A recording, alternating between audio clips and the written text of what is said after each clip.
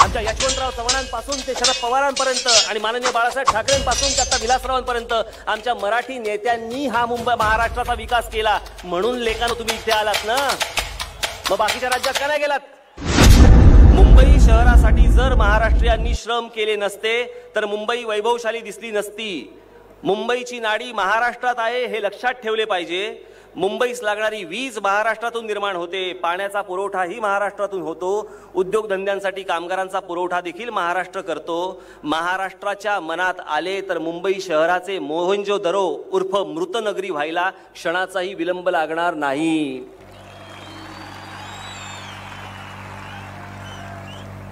हे घटनाकार परमपूज्य डॉक्टर बाबासाहेब आंबेडकरांनी लिहून ठेवले. 2-2, 2.5 हजार महिलांवरनं इकडे येऊन दादागिरीची भाषा नाही करायची.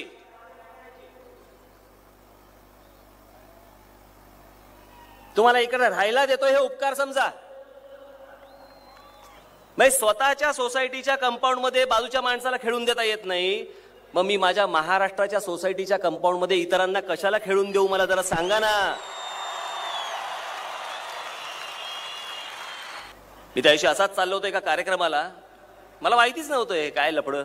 बघतोय सगळीकडे उत्तर प्रदेश दिन, उत्तर प्रदेश दिन, उत्तर प्रदेश दिन, उत्तर प्रदेश दिन. म्हटलं हे कुठून सुरू झालं?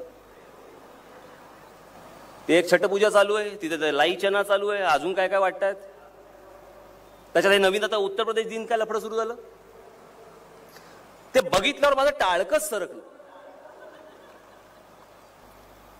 तेव्हाही बोललो होतो, आजही सांगतो. महाराष्ट्रामध्ये जो गेला तो आणि ह्याच्या पुढे देखील फक्त महाराष्ट्र दिनच साजरा होईल. दुसरे तिसरे कोणत्याही राज्यांचे दिवस साजरे केले जाणार नाहीत.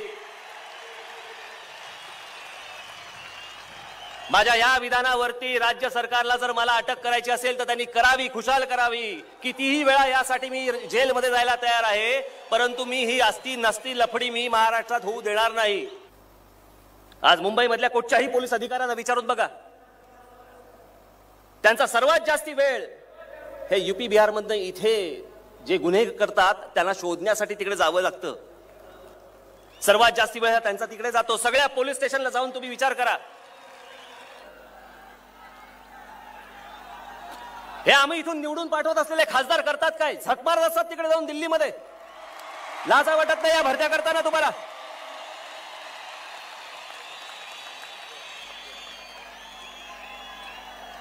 इकडच्या मुलांनी करायचं काय? येणाऱ्या कोणत्या उद्योगधंद्यांमध्ये विचारलं जात नाही. कोणते उद्योग येतात हेच आमच्या मुलांना माहिती नसतं, कारण सांगितलंच जात नाही. आणि मग ते काय, ते लेबर कॉन्ट्रॅक्टर नवीन सिस्टीम आली आहे ना, त्याच्या मार्फत हे भैये सगळे पुरवले जातात.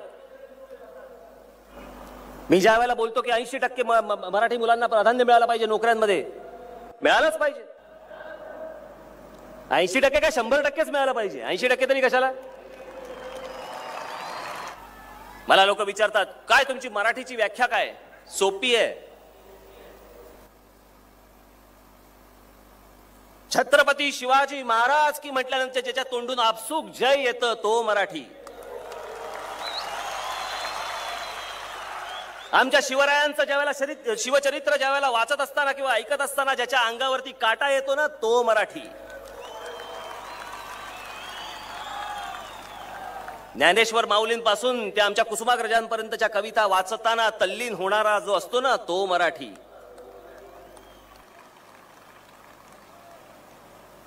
हे कसले एकरूप होत आहेत? 1 मे साजरा करतायत आत्ता गंगेच्या काठावर. आणि इकडे महाराष्ट्र दिन कसला? भोजपुरी गाण्यांचा. भोजपुरी गाणी ऐकतो तुम्ही? मराठी बोलता येतं का? म्हणून मी आमच्या सगळ्या लोकांना सांगितलंय, सर्व पदाधिकाऱ्यांना सांगितलंय, कधीही कुठेही तुम्हालाही सगळ्यांना सांगतो, हे टिकवायचं असेल तर कुठेही जिकडे जाल तिकडे जास्तीत जास्त प्रमाणामध्ये फक्त मराठी बोलण्याचाच वापर तुम्ही केला पाहिजे. तर हे पुढचं सगळं टिकून राहील. त्याशिवाय सुधारायचे नाहीत.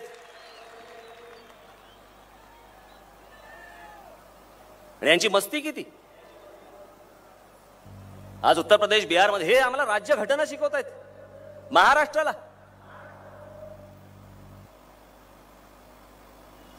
महाराष्ट्र प्रत्येक वेळेला सर्वप्रथम राष्ट्राचा विचार करत आला आणि हे सगळे प्रांत सर्वप्रथम आपल्या प्रांताचा विचार करत आले आणि मग नंतर देशाचा विचार करत आले. हे महाराष्ट्राला राज्यघटना शिकवणार? ज्यांनी घटना लिहिली तेच मुळातले महाराष्ट्रातले, हे आम्हाला काय शिकवणार? घटनाविरोधी मी काय बोललो? मुंबई महानगरपालिकेमध्ये तुम्ही हिंदी भाषेचा ठराव मांडता,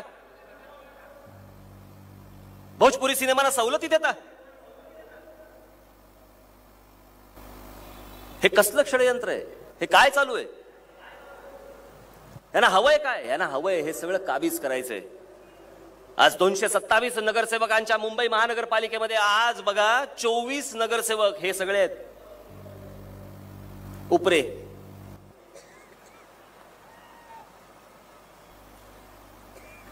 कसे कसे कसे कसे हळूहळू घुसत जातात ते बघा, आतमध्ये जातात ते बघा.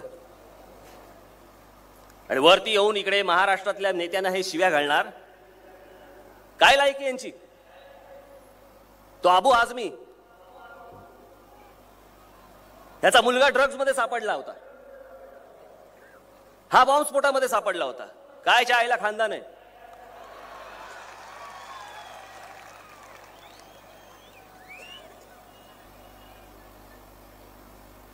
इथे काठ्या वाटण्याच्या भाषा करता तुम्ही. आणि मग मी काय चुकीचं बोललो होतो की अबू आझमीने जर समजा इथे काठ्या वाटपाचा कार्यक्रम केला तर राज ठाकरे महाराष्ट्रभर तलवार वाटपाचा कार्यक्रम हातामध्ये घेईल.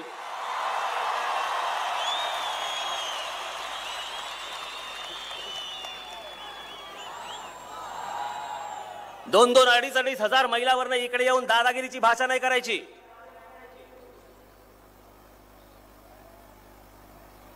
तुम्हाला इकडे राहायला देतो हे उपकार समजा.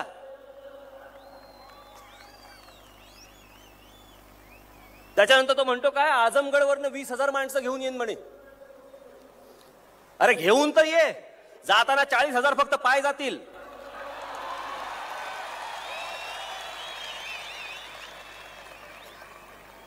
आता याच्यावरती सगळेजण म्हणणार बघा कशी प्रक्षोभक भाषण करता. प्रक्षोभक मी केलं? काठ्या वाटपाचा मी बोललो होतो? 20,000 आझमगडवरून माणसं घेऊन यायचं मी बोललो होतो?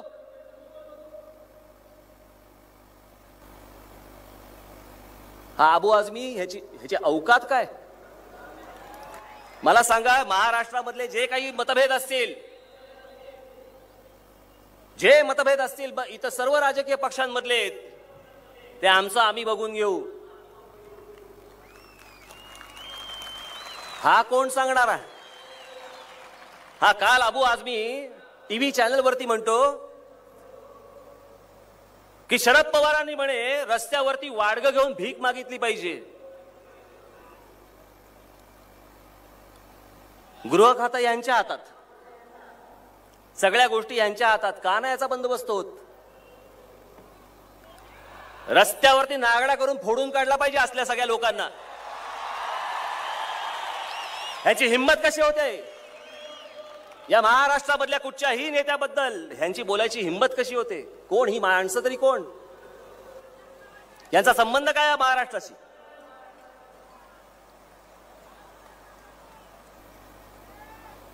संयुक्त महाराष्ट्रामध्ये 105 जणांचे ज्यांनी बलिदान केलं, इतकी लोक लढले. आचार्य आत्र्यांपासून माझ्या आजोबा प्रबोधनकार ठाकरेंपासून, डांगेंपासून, स्वातंत्र्यवीर सावरकरांनी पण लिहिलेलं आहे त्याच्यावरती. त्यांनीही पाठिंबा दिलेला आहे. सगळ्याच मोठ्या नेत्यांनी त्या संयुक्त महाराष्ट्राला पाठिंबा दिला. तो संयुक्त मुंबईसह संयुक्त महाराष्ट्र मिळाला तो या काय युपी बिहारच्या भैयांच्या गोठ्यात बांधण्यासाठी?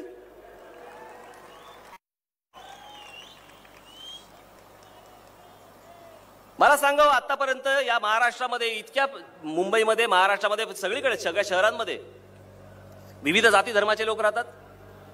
पंजाबी राहतात, गुजराती राहतात, मारवाडी राहतात, सिंधी राहतात, पारशी राहतात, सगळ्या प्रकारचे लोक राहतात. का नाही हो कधी आपल्याला वाटलं की हे ताकद दाखवतात म्हणून? कधीच आपल्याला असं वाटलं नाही की बाबा गरबा चाललाय, दांडिया चाललाय, हे बघा कशी आपली ताकद दाखवतात. कधीच नाही वाटलं. आपणही त्यात समरस होतो. तेवढ्यापुरता तो 9 दिवसाचा दांडिया होतो, गरबा होतो, संपला विषय. बंगाली बांधवांची इकडे दुर्गा पूजा असते. मी लहानपणापासून जात असे. मला नाही कधी वाटलं की बंगाली लोक इथे ताकद दाखवतात.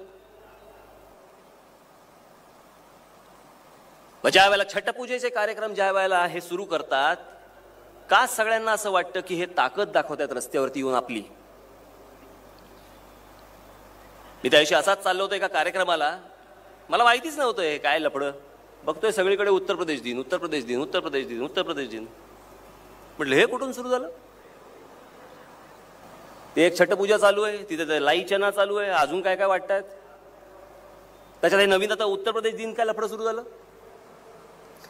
ते बघितल्यावर माझं टाळकच सरकलं. तेव्हाही बोललो होतो, आजही सांगतो, महाराष्ट्रामध्ये जो गेला तो आणि ह्याच्या पुढे देखील फक्त महाराष्ट्र दिनच साजरा होईल. दुसरे तिसरे कोणत्याही राज्यांचे दिवस साजरे केले जाणार नाहीत. माझ्या या विधानावरती राज्य सरकारला जर मला अटक करायची असेल तर त्यांनी करावी, खुशाल करावी. कितीही वेळा यासाठी मी जेलमध्ये जायला तयार आहे, परंतु मी ही असती नसती लफडी मी महाराष्ट्रात होऊ देणार नाही. कोणत्याही परिस्थितीत होऊ देणार नाही. अहो, म्हातारी मेल्याचं दुःख नाही, काळ सोकावतो.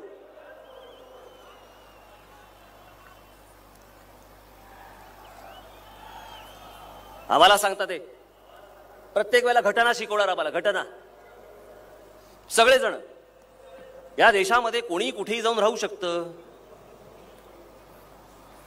तुम्ही त्याला थांबवणार कसे. परवा दिवशी ते हे आले, कोणते हवाई दल प्रमुख अनिल टिपणीस ना, अनिल टिपणीस आले. तेही बोलून गेले. आम्हाला त्यांच्याबद्दल अभिमान आहे की आमचे पंतप्रधान ज्या वेळेला तिथे पाकिस्तानात गेले होते त्यावेळेला तिकडच्या लष्करातले कोणी अधिकारी जे होते मोठे, यांनी आमच्या पंतप्रधानाला सॅल्यूट मारला नाही. ज्यावेळेला मुशर्रफ ज्यावेळेला भारतामध्ये आले, हिंदुस्थानात आले, त्यावेळेला यांनी सॅल्यूट मारला नाही त्याला. आम्हाला अभिमान आहे तुमचा. एक तर मराठी म्हणून अभिमान आहे आणि त्यात तुम्ही केलेली कृती याचाही आम्हाला अभिमान आहे. पण माहीत नसलेल्या विषयामध्ये फंदात पडू नका. परवा दिवशी ते बोलले की महाराष्ट्रात जर समजा लोक येत असतील तर थांबवणार कशी. थांबू शकणार नाही. स्वतः राहतात हरियाणात आणि उपदेशीकडे. उगाच माहीत नसलेल्या गोष्टींवरती वरतून पोकळ घिरट्या मारू नका. घिरट्या एवढ्यासाठी बोललो कारण ते हवाई दल प्रमुख आहेत. लष्कराचे अधिकारी असते, प्रमुख असते तर मी बोललो असतो उंट्यावरून शेळ्या हाकू नका. कोणी येतो आणि उपदेश देतोय. हे लोंढे थांबवण्यासाठी आणि ती राज्य सुधारण्यासाठी म्हणून त्यांना का नाही उपदेश दिले जात. त्यांना का नाही कोणी समजवत. हे कसं झालं माहितीये का की एखाद्या आई वडिलांना एक 4-5 मुलं असावीत, त्यातली सगळी कामं करतायत, नोकरी करतायत, सगळं करतायत, पैसे व्यवस्थित घरी आणून देत आहेत आणि एक उडाण टप्पू 2 उडाण टप्पू निघालेत. आई वडिलांना प्रेम त्या उडाण टप्पूंचं. जे कष्ट करतायत, जी राज्य कष्ट करतायत त्यांच्याबद्दल काहीच नाही वाटत तुम्हाला. या केंद्राला महाराष्ट्र इतकं भरभरून देतो, तुम्ही त्या महाराष्ट्राच्या पदरात काय टाकताय. आणि हे पूर्वीपासून आहे, हे जुनं आहे. या दिल्लीचा महाराष्ट्रावरती राग असलेला काय आजचा नाहीये, हा पूर्वीपासूनचा आहे. कारण प्रत्येक वेळेला महाराष्ट्राने या दिल्ली शोरांपुढे कधी गुडघे टेकले नव्हते पूर्वी. आता मणके पण काढून ठेवतात.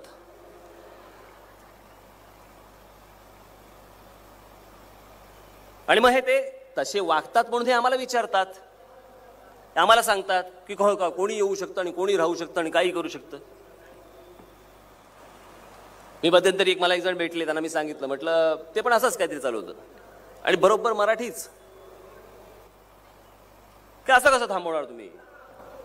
घटनेमध्ये लिहिलेलं आहे या राज्यामधला माणूस दुसऱ्या राज्यामध्ये कुठेही कसाही जाऊन राहू शकतो आणि काही करू शकतो. हे तुम्ही थांबवणार कसं. मी जरा शांत बसलो. त्यांना विचारलं, म्हटलं तुम्ही राहता कुठे. ते बोलले अशा अशा ठिकाणी मी राहतो. म्हटलं काय सोसायटी आहे का. ते बोलले हो सोसायटी आहे.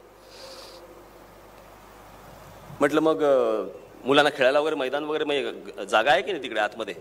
हो आहे ना. म्हटलं मग तुमच्या सोसायटीमधली कॉलनीतली मुलं वगैरे खेळतात की नाही तिकडे. हो खेळतात ना, रोज खेळतात, म्हणजे काय प्रश्नच नाही. म्हटलं मग ज्यावेळेला तुमच्या सोसायटीमधली मुलं तिकडे खेळत नाहीत त्यावेळेला बाहेरची लोक येऊन खेळतात का तिकडे? ते बोलले नाही असं नाही. म्हटलं खेळून द्याल का त्यांना? नाही नाही, आमच्या सोसायटीच्या कंपाऊंडमध्ये कसं खेळून देणार?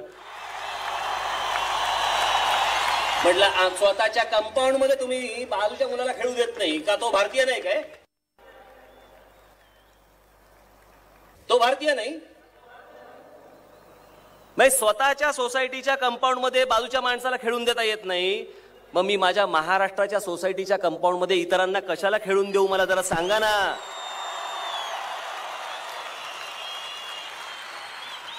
तेव्हा आहे ना भारतीय बिरती आठवतं सगळं. आम्ही भारतीय आहोत, सगळे भारतीय आहेत, सगळे समान आहेत. मग अनेकांच्या घरात बंगल्याच्या बाहेर किंवा सोसायट्यांच्या बाहेर पाटी लावलेली नसते का? फेरीवाल्यांनी आतमध्ये येऊ नये का? तो फेरीवाला भारतीय नाही? आपलं जेवढं आहे तेवढं नीट ठेवायचं, बाकीचा बट्ट्याबोळ झाला तरीच हरकत नाही. कोणती वृत्ती ही? मराठी माणसाबद्दलचे प्रश्न मराठी माणसाने पहिले विचारायचे सोडून दिले पाहिजेत की आमची मुलं अशी आणि आमची मुलं तशी आहे, आमची मुलं काम करत नाहीत. आमची मुलं काम करत नाहीत? सकाळचा पेपर तुम्हाला कोण आणून देतो? मराठीच मुलगा आहे. सकाळचं दूध तुमच्या घरी कोण आणून देतो? मराठीच मुलगा आहे. ऑफिसात जाता त्यावेळेला तुमच्या ऑफिसमध्ये डबे कोण घेऊन जातं? मराठीच मुलगा आहे. कोणाला शिकवता तुम्ही मराठी मुलं काम नाही करत म्हणून? अरे जर त्यांना कळलंच नाही कुठे काम आहे तर करतील काय ते तरी? कशाला शिव्या घालता मराठी मुलांना?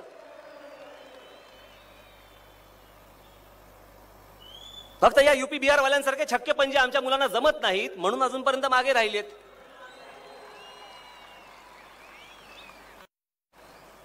म्हणून अजून मागे.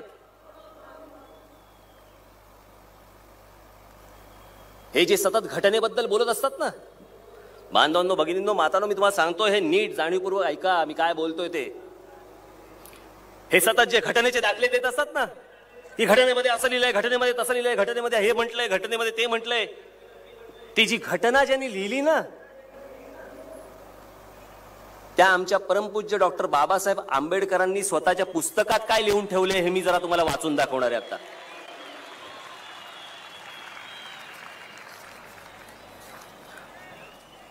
पुस्तकाचं नाव आहे भाषिक राज्य पुनर्रचना मीमांसा. लेखक नामदार डॉक्टर B.R. आंबेडकर. 1955 साली लिहिलेलं पुस्तक आहे त्यांनी. हे त्यात त्यांनी काय लिहिलंय हे मी तुम्हाला जरा वाचून दाखवतो. 4-5 उतारे आहेत ते जरा ऐका नीट. तुम्ही ऐका रे बाबा.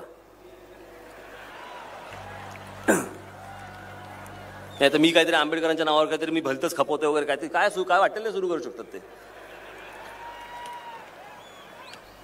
उत्तर प्रदेश आणि बिहार यासारखी राज्ये निर्माण करून राज्य पुनर्विचार मंडळाने केवळ तौलनिक विषमताच निर्माण केली एवढेच नव्हे तर दक्षिण भारत विरुद्ध उत्तर भारत असे 2 तटनेही निर्माण केले. उत्तर भारतात हिंदी भाषेचे प्राबल्य आहे, उलट दक्षिण भारतात हिंदीशी संबंध नसलेल्या भाषा बोलल्या जातात. हिंदी भाषिकांची लोकसंख्या किती मोठी आहे याची बहुतेक कुणालाही दखल नाही. भारताच्या एकूण लोकसंख्येच्या 48% लोकसंख्या हिंदी भाषिकांची आहे. या वस्तुस्थितीचे समीक्षण केले तर एक गोष्ट चटकन लक्षात येते की या मंडळाने एवढे श्रम करून उत्तर भारताचे संलग्नीकरण आणि दक्षिण भारताचे छुटक छुटक द्वीपकल्प राज्य निर्माण केली. उत्तर भारताचे हे वर्चस्व दक्षिण भारत सहन करेल काय? हा डॉक्टर बाबासाहेब आंबेडकरांनीच विचारलेला सवाल आहे, मी नाही. माझ्याकडे हे पुढे ऐका. माझ्याकडे घटना निर्मितीचे काम होते तेव्हाची एक गुपित कथा मी यावेळी निवेदन करू इच्छितो. अर्थात गुपित भंगाचा आरोप आता माझ्यावरती येणार नाही अशी अपेक्षा आहे. काँग्रेस पक्षाच्या एका बैठकीतील हे गुपित आहे. हिंदी ही राष्ट्रभाषा म्हणून स्वीकारण्यासंबंधीची ती चर्चा होती. घटनेचे 115वे कलम या विषयासंबंधी राष्ट्रभाषेसंबंधी आहे. या कलमावर जेवढी गरमागरम आणि विस्तृत चर्चा झाली तेवढी चर्चा दुसऱ्या कुठल्याही कलमावरती झाली नाही. घटनेच्या कुठल्याही कलमाला एवढा जबर विरोध झाला नाही. विरोधाच्या ज्वाळात हे कलम बरेच ताऊन सुलाखून निघाले. प्रदीर्घ चर्चेनंतर हे कलम मतास टाकले आणि काय आश्चर्य, 78 विरुद्ध 78 असे मतदान झाले. कुठलाच निर्णय घेणे शक्य झाले नाही. त्यावर काही कालावधी गेला. हाच प्रश्न पुन्हा काँग्रेस पक्षाच्या मतदानास टाकला आणि मतदान 77 विरुद्ध 78 असे झाले. केवळ एका मताने हिंदी ही राष्ट्रभाषा ठरली. जी आम्हाला राष्ट्रभाषा राष्ट्रभाषा राष्ट्रभाषा म्हणून जी सांगितली जाते ती एका मताने ठरली. आणि या राष्ट्रभाषेच्या नावाखाली हे राष्ट्र म्हणून हे आमच्यावरती आक्रमण करणार. तामिळनाड घ्या, आंध्र प्रदेश घ्या, कर्नाटका घ्या, केरळ घ्या, वरती गुजरात घ्या. कोणी यांच्या भाषेची दादागिरी सहन करत नाही. ते आपली स्वतःची घट्ट भाषा पकडून बसलेले आहेत. कोणी घुसू पण शकणार नाहीत. पुढे बघा. या वस्तुस्थितीवरून दक्षिण भारताचा उत्तर भारतावरती किती कटाक्ष आहे हे तुमच्या लक्षात येईल. उत्तर भारत संलग्न झाला आणि दक्षिण भारत विछिन्न राहिला आणि हिंदी राजकारणात उत्तर भारताचे वर्चस्व असेच चालू राहिले तर परस्पर द्वेष भाव निर्माण झाला नाही तरच नवल. केंद्रीय सरकारात हे तुम्ही लक्षात घ्या रे. केंद्रीय सरकारात एका राज्याला दुसऱ्या राज्यावर अशा आगंतुकपणे वर्चस्व चालवू देणे धोक्याचे आहे. हे कोण म्हणतंय? डॉक्टर बाबासाहेब आंबेडकर म्हणतायत, ज्यांनी आमची घटना लिहिली. मग मी काय वेगळं बोलतोय? एका राज्याने दुसऱ्या राज्यावरती अशा प्रकारे वर्चस्व लादू नये हेच तर मी बोलतोय ना.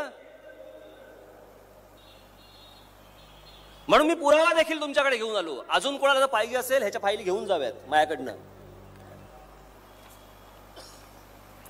घटक राज्ये समतोलाची राखण्यास केंद्रीय शासनात काही तरतूद नसल्यामुळे नवनिर्मित विजोड राज्यांमुळे उत्तर प्रदेशाखेरीज इतर राज्यांमध्ये अविश्वास आणि असंतोष निर्माण होईल.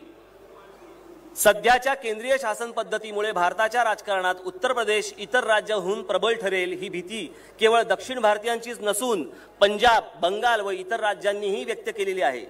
आणि ही भीती निराधार आहे असं कोणीही छातीठोकपणे सांगू शकणार नाही. या भीतीचे निराकरण केले नाही आणि आत्ताच तद्विषयक उपाययोजना केली नाही तर ही भीती राष्ट्रीय ऐक्याला घातक ठरल्याशिवाय राहणार नाही. हे सत्य कोणीही लपवून ठेवू शकत नाही. कोण म्हणतंय? उत्तर प्रदेश बद्दल डॉक्टर बाबासाहेब आंबेडकर म्हणतायत,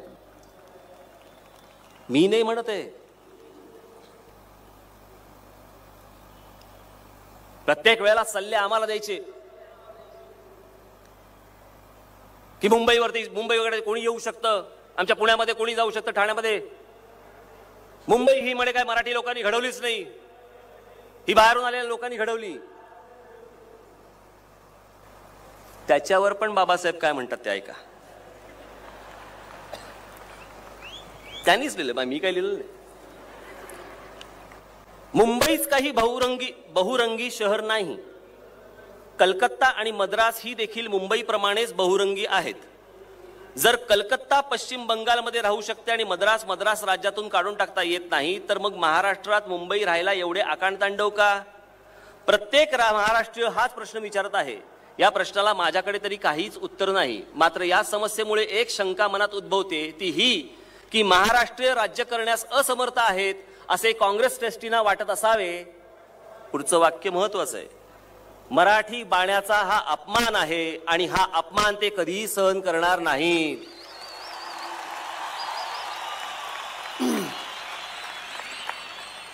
महाराष्ट्रीयेतरांच्या म्हणजे मराठी लोक सोडून महाराष्ट्रीयेतरांच्या भांडवलावरती मुंबई शहर उभारले गेले आहे असे म्हटले जाते.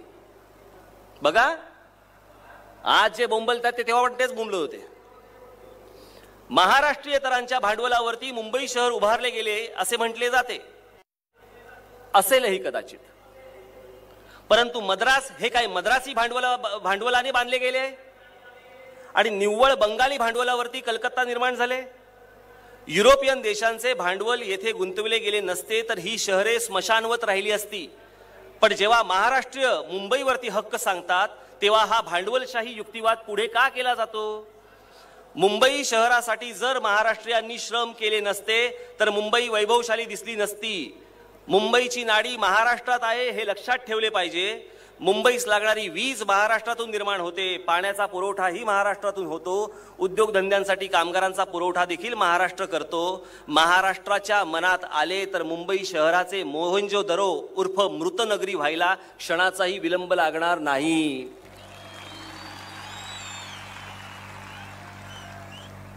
हे घटनाकार परमपूज्य डॉक्टर बाबासाहेब आंबेडकरांनी लिहून ठेवले. या सगळ्या प्रसंगामध्ये माझ्या अनेक मित्रांनी मला अनेक काही गोष्टी पाठवल्या. त्यातली ही गोष्ट आमचे राजू परुळेकर यांनी माझ्याकडे पाठवली. मला त्यांचा एके दिवशी फोन आला आणि मला बोलले, अहो मी हे धक्कादायकच वाचतो हे सगळं. त्यातला बराचसा अंश त्यांनी आत्ताच्या येत्या लोकप्रभेमध्ये पण त्यांनी दिलेला आहे. त्यांचा लेख आहे, अप्रतिम लेख आहे, वाचाच जरूर सगळ्यांनी. आत्ताचा नवीन आलेला लोकप्रभा महाराष्ट्र दिनाच्या निमित्ताने काढलेला तो लेख जरूर वाचा आपण. मी काय वेगळं बोलतोय ह्याच्यापेक्षा? राष्ट्रीय स्वयंसेवक संघाने माझ्यावरती काहीतरी आरोप केलेत की हे बरं नाही, हे देश तोडण्याचे प्रकार. देश तोडण्याचे प्रकार आतापर्यंत इतके दक्षिण भारतामधले इतके राष्ट्रपती आतापर्यंत झालेले आहेत, एपीजे अब्दुल कलामांपर्यंत. या दक्षिण भारतामधनं आतापर्यंत झालेले जेवढे राष्ट्रपती आहेत ह्यातल्या एकाने तरी हिंदीत भाषण केले का हो कधी? ज्यांनी ज्यांनी भाषण केली आतापर्यंत इंग्रजीमध्ये केलेली आहेत. इंग्रजी का आमची मातृभाषा आहे का राष्ट्रभाषा आहे? पण ते हिंदी बोलत नाहीत म्हणजे नाहीत. त्यांना स्वतःच्या राज्याबद्दल स्वतःच्या भाषेबद्दल जेवढी तळमळ, जेवढी आत्मीयता, जेवढी कळकळ, म्हणून ते सगळे टिकून आहेत अजून. मी नेहमी सांगतो ना, जिकडे जमीन भुसभुशीत असते ना तिथेच घुशी होतात, जिथे खडक असतात ना तिथे बिळं होत नसतात. ही मुंबई महाराष्ट्राची जमीन आमच्याच लोकांनी भुसभुशीत करून ठेवली. बारीक सारीक छोट्या मोठ्या चिरीमिरीसाठी म्हणून वाटेल तो नंगनाथ सुरू केला. आपण कोणाला मोठं करतोय, काय मोठं करतोय, काय वाढवतोय? मध्यंतरी माझ्याकडे एक वर्तमानपत्र आलंय, माझ्याकडे येतच, नावच घेतो, इंडियन एक्सप्रेस. या इंडियन एक्सप्रेस मध्ये आतमध्ये तर त्यांनी सगळंच दिलंय. किती तारखेचा आहे? 13 एप्रिलचा अंक आहे. काय याच्यामध्ये दिलंय? एक माणूस टॅक्सी बसलाय आणि त्या टॅक्सीवाल्याचा मुलगा 10 वर्षाचा मागे बसलाय. This is their home as well their work. Taxi driver Moinuddin Sheikh and his 10-year-old son live in their taxi in Mumbai. मला हा माणूस कोण आहे, काय आहे, हा गरीब आहे, लहान आहे वगैरे मला ह्याच्याशी देणं घेणं नाही. पण ज्या माणसाला मुंबई शहरामध्ये स्वतःचं हक्काचं घर नाही त्याला टॅक्सीचा परवाना मिळतोच कसा पहिल्यांदा मला सांगा. ही कोण अशी माणसं आहेत? हे एक उदाहरण आपल्या समोर आलंय. अशी हजारो लाखो माणसं आज मुंबई शहरामध्ये, महाराष्ट्रामध्ये सगळीकडे राहत असतील. त्याच्यानंतर बॉम्बस्फोट होतील ना तर काय होतील? या मुंबई महाराष्ट्रामधल्या सगळ्या लोकांनी जीव मुठीत धरून राहायचं आणि आमचीच माणसं पोखरतायत सगळं. किती कडवट असतात ना इतर राज्यातली माणसं. त्याप्रमाणे ज्या दिवशी महाराष्ट्रातला मराठी माणूस ज्या दिवशी तसा कडवट बनेल ना, ते मगाशी मी नाव घेतलं ना, तो कोण रामदास, हे इथे माझ्याकडे पुस्तक आहे. कुठे गेलं ते पुस्तक? रजनीकांत वरती पुस्तक आलंय. The man is Rajinikanth. The name is Rajinikanth, sorry, the name is Rajinikanth. या रजनीकांतच्या पुस्तकामध्ये वाचता वाचता याच्यामध्ये एक पॅराग्राफ आहे. मी जरा हे अक्षर बारीक आहे म्हणून जरा मी मोठं करून आणलं. देर आर सम, हे तो अंबुमणी कोंडो रामदासो जो कोसो आयसो ना सो त्यांनी म्हटले,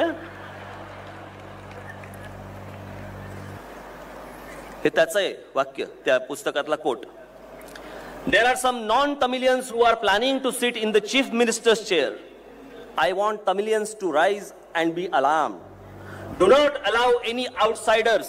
I repeat, any outsiders, non-Dravidians, to place themselves in the driver's seat. Ramadas spat out his venom. The media woke up to the alarm call. Everyone knew Rajnikant was the target. Doctor Anbumani Ramadoss म्हणजे सध्याचे आरोग्य मंत्री, ते म्हणतात की काही तामिळ नसलेली माणसं मुख्यमंत्र्याच्या खुर्चीत बसण्याचं स्वप्न बघत आहेत. मी म्हणतो तामिळींनो, उठा आणि जागे व्हा. कुठल्याही परप्रांतीयांना, मी पुन्हा सांगतो, परप्रांतीयांना द्रविड नसलेल्या मोक्याच्या जागा देऊ नका. माझ्यावरती केंद्रातनं ज्या ज्या लोकांनी आरोप केले, सोनिया गांधींपासून सगळ्यांनी माझ्यावरती जे आरोप केले ना, त्यांच्याच बाजूला मांडीला मांडी लावून हा रामदासो बसतो. हे चालतं का रे तुम्हाला?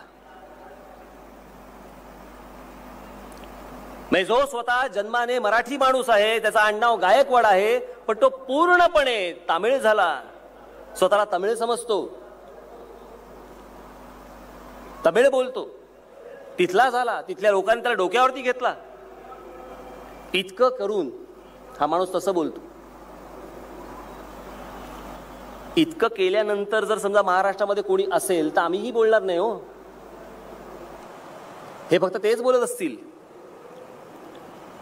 पण महाराष्ट्र ज्या वेळेला बोलतो त्यावेळेला हे खडबडून जागे होतात.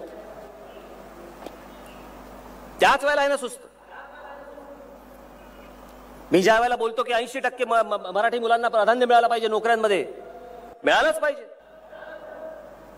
80% काय 100%च मिळालं पाहिजे. 80% तरी कशाला?